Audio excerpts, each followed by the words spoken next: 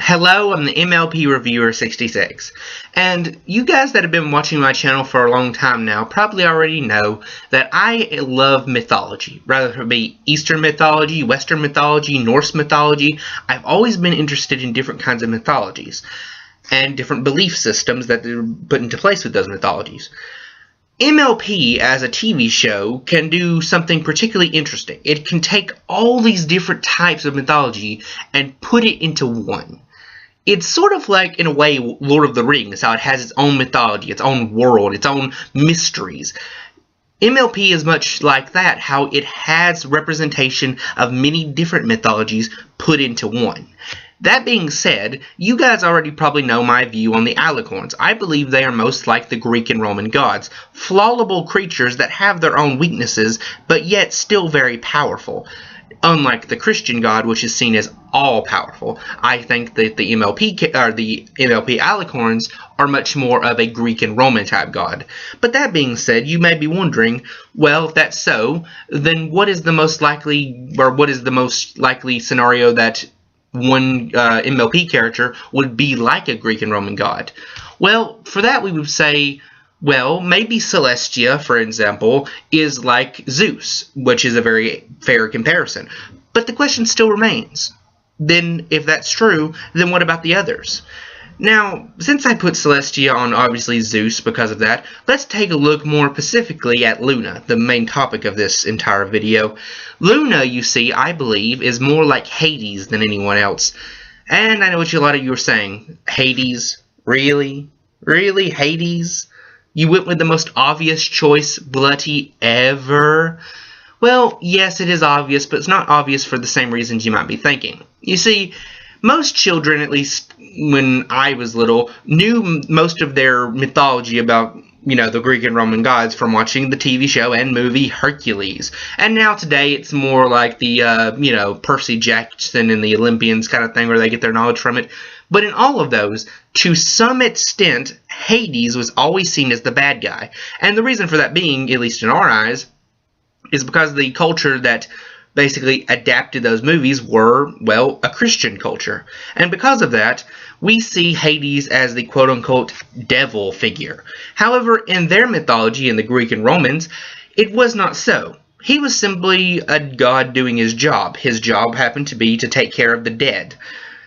It just so happened that no one really wanted to be associated with him because, well, he was in charge of the dead, not exactly the most perky job you could find. Now, for those of you that are saying, okay, then how does this represent with Luna? Well, think about this. Luna, no one truly worshipped her. She may have had a few followers, as shown in a couple of fanfics of what might be, but we've got no solid evidence from the TV show to suggest that she had much followers like Celestia, which means that she had little to no contact with any other pony besides maybe her sister and maybe some royal guards. So, if no one worshipped her like her sister, then that would mean that she would basically have reason to hate everyone, which is the main reason she turned into Nightmare Moon. Just like Hades, you see back in ancient Greek and Roman time, no one built statues, no one built monuments or temples or whatever to Hades. They never built any to Hades. Well, little to none. The main reason for that is because Hades was indeed the god of death. And because of that, no one really wanted to, well, worship death. Say if you were a warrior, you were fighting in battle, you would pray to the god of war. If you were a farmer and you wanted a good crop, you would pray to the god of farming. All of these kind of things, and if you were on the sea, you would pray to the god of the ocean. Or the god of the sea. You get my point. But no one really wanted to be associated with death. They accepted that death was a natural part of life, and you needed sort of this figure that symbolizes death, but no one ever wanted to be associated with death. Just as every pony in Equestria realized, yes, we kind of do need nighttime, we do need this period of darkness, but we don't want to sort of embrace it as much as we do the light.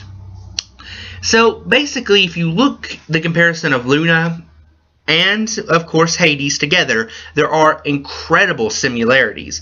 And in fact, when you compare even more so to Celestia, her older sister, and Zeus, Hades' older brother, you might see some somewhat similarities between that as well.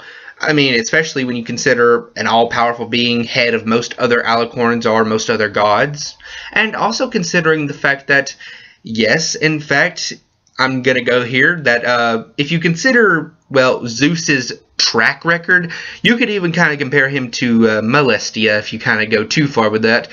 For anyone that actually knows the real story of Zeus and how he came to power and what he did when he came to power, you might see some connections with Molestia in there.